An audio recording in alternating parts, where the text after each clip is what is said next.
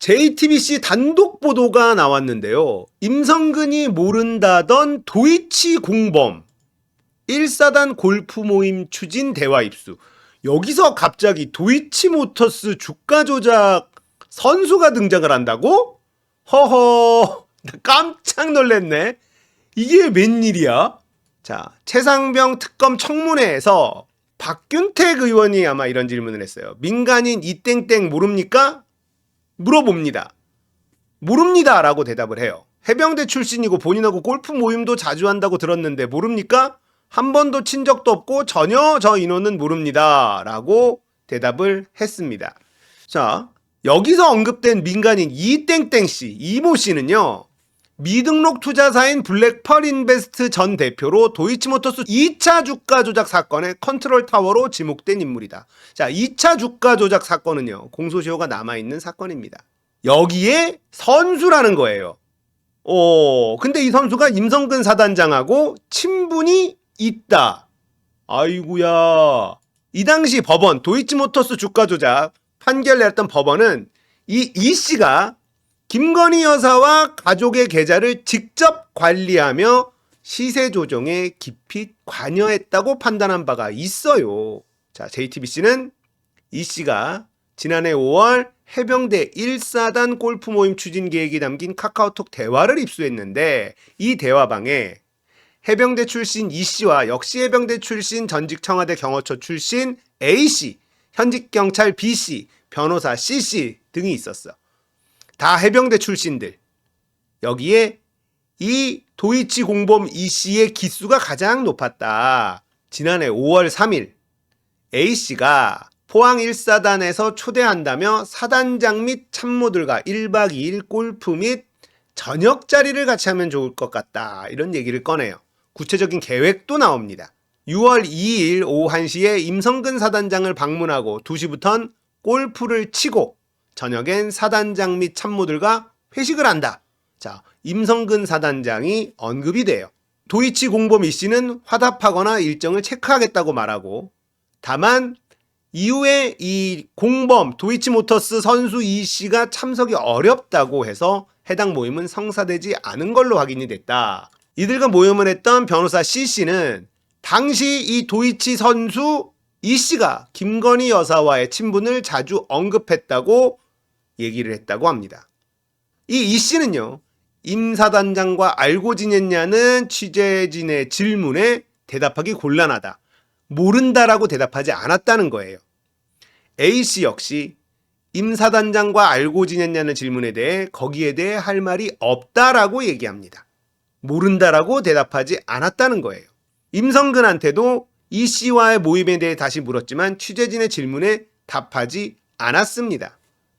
공수처도 현재 관련 첩보를 입수해 확인 중이다. 자, 이렇게 되면 이거 김건희랑 뭔가 관련 있는 거 아니야? 라고 의심했었던 사람들이 굉장히 많은데 이제 등장을 한 겁니다. 실제 김건희가 연관이 있는 것 아니냐? 김건희와 연관이 있는 사람이 임성근과 잘 아는 사이더라 라는 게 드러나고 있다는 거예요. 거기다가 이것만 드러난 게 아닙니다. 이것만 드러난 게 아니라 2022년 6월 8일 기사입니다. 2022년도 기사예요. 대통령실 5층 김건희 여사 접견실. 자, 제일 중앙층인데 라는 기사가 나옵니다. 이 당시 민주당에서 맹폭을 퍼부었었던 이런 기사가 있어요. 용산 대통령실 5층에 윤석열 대통령 부인 김건희 여사 접견실이 마련될 것으로 알려진 가운데 이런 기사입니다. 대통령실에 따르면 현재 윤석열 대통령 집무실로 사용 중인 용산 5층 공간, 원래는 윤석열의 집무실이었어요. 5층이. 김 여사의 공적 활동을 위한 접견실로 활용될 계획이다. 5층 공간에는 2층에 마련될 윤 대통령의 주 집무실을 보조하는 제2집무실과 함께 접견실도 들어설 예정이다. 5층은 청사 앞 공원을 조망할 수 있는 위치라 접견실 용도로 적합한 것으로 전해진다. 자, 이걸 보면 김건희가 제일 힘이 세다는 걸 알 수가 있어요. 전망이 제일 좋은 방. 여기 원래 윤석열 집무실로 딱 해놨는데 김건희가 비켜 하니까 윤석열이 2층으로 내려가고 5층이 김건희 방이다. 이거란 말이에요. 근데요, 새로운 사실이 또 등장을 합니다. 스픽스에서 최경영 기자가 이야기를 했는데 이 이야기 들어보겠습니다. 근데 처음에 나왔던 7월 31일 날 대통령 경로설 그리고 11시쯤 수모회의 그래서 경로했다. 경로에서 전화를 했다라는 거잖아요. 전화를 국방부 장관에게 했는데 02800으로 했다는 거잖아요. 근데 이번에 입법청문회에서 뒷자리까지 나왔어.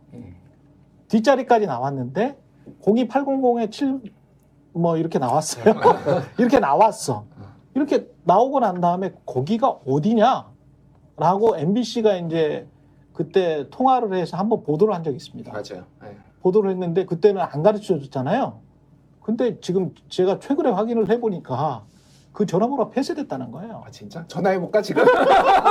우리의 전화번호를 알고 있으니까 폐쇄가 됐다는 것이고 그게 지금 제가 확인한 바로는 5층이라는 겁니다.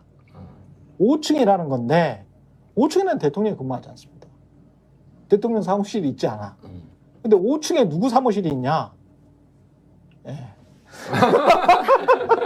이게 지금 이상하다는 거죠. 아니야 근데 예, 이게 자, 이종섭에게 대통령실에서 전화가 갔었다는 건 우리가 뉴스로 확인을 했습니다. 근데 이번 청문회에서 번호가 끝까지 나와요. 민주당 의원이 그걸 얘기해버립니다. 근데 그 번호를 따라가 봤더니 대통령 집무실이 아니라 5층이더라. 5층은 어디? 김건희 사무실입니다. 윤석열이 쓰고 있다가 여기가 전망이 제일 좋은 자리, 윤석열 비켜하고 김건희가 치고 들어간 바로 그 사무실이 있는 곳, 그 자리가 바로 대통령실 5층이다 라는 얘기가 나옵니다. 자, 임성근의 지인, 이 사람이 도이치모터스 주가 조작 선수로 알려진 사람. 그리고 대통령실로부터 이종섭에게 전화가 갔었다. 그때부터 움직이기 시작했는데 이 대통령실 그 전화는 윤석열 집무실인 2층이 아니라 5층이었다라는 얘기가 나옵니다. 5층은 김건희가 쓰는 바로 그곳입니다. 여기만 있는 게 아닙니다. 어젠가요? 매불쇼에서 박지원 의원이 이런 얘기를 합니다. 그리고 더 한 가지 지금 제가 쫓고 있는 것은 대통령의 개인 폰으로 전화한 게 그 시간하고 네. 대통령 동선하고 안 맞는 게 있어요. 그래요? 예, 그렇다면은 대통령의 개인 폰을 가지고 전화할 만한 사람이 누굴까? 이걸 잠깐만요. 쫓고 있습니다. 원장님, 요건 제가 모르는 정보라 대통령의 동선과 예, 대통령 휴대전화로 전화를 했던 예, 그 위치와 예. 안 맞는 게 있다는 건 어떻게 아시는 거예요? 귀신이 지나가도요 발자국이 남아요. 네네네. 박지원 의원이 이런 얘기를 해요.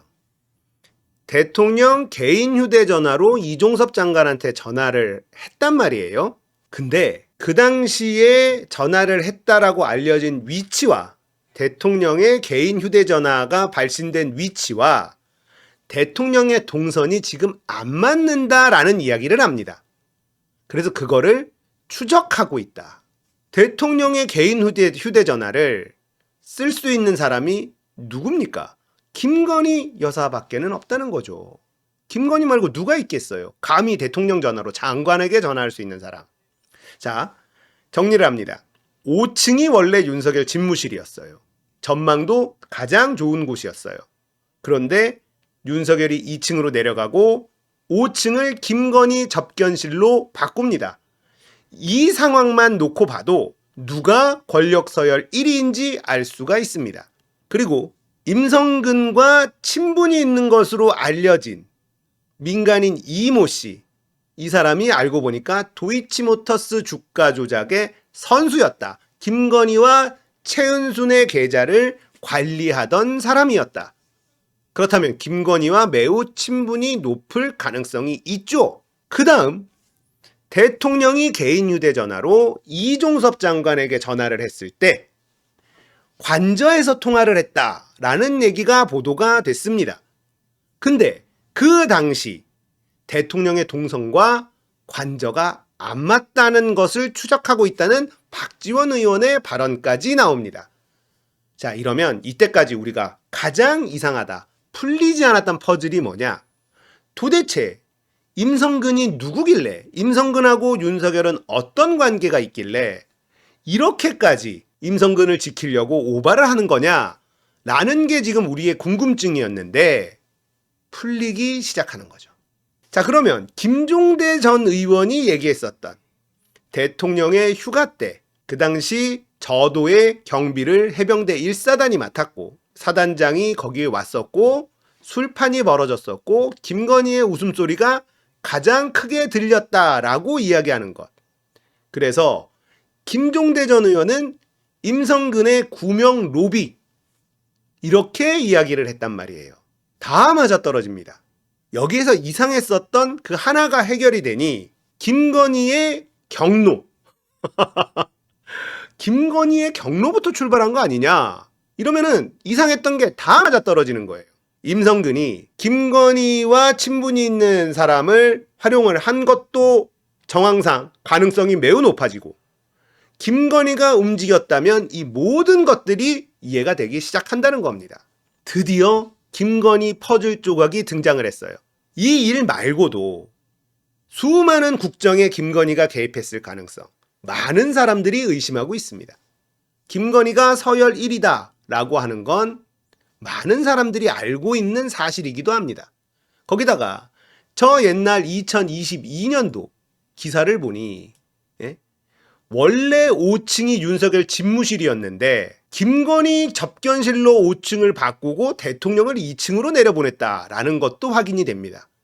근데 5층이 전망이 가장 좋은 곳이라 접견실로 쓰겠다라고 했다. 말은 접견실이지만 김건희 사무실을 따로 차려줬다라는 거 아닙니까? 그것도 가장 좋은 곳으로, 대통령이 쓰던 곳을.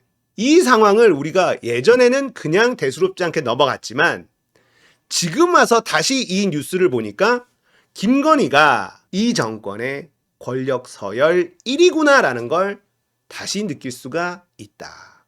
국정농단도 이 정도 국정농단은 없어요. 최순실도 이렇게까지 관여하지는 않았다. 김건희는요, 대통령 위에서 많은 정책들을 관여했을 가능성이 더욱더 높아지고 있는 거예요. 제가 최혜병 사건이 탄핵의 트리거가 될 거다라는 말씀을 많이 드렸습니다. 결국은 윤석열의 불법 행위보다 더 확실한 탄핵의 트리거는 김건희예요. 김건희가 대통령 놀이에 빠져 있었다는 게 사실로 증명되는 순간, 그 순간부터 바로 탄핵의 열풍이 불기 시작할 거다. 최혜병 사건은 끝까지 진실을 파헤쳐야 되고, 자, 이거 어디서 어떻게 터질지, 핵폭탄이 될 가능성 매우 높아졌다.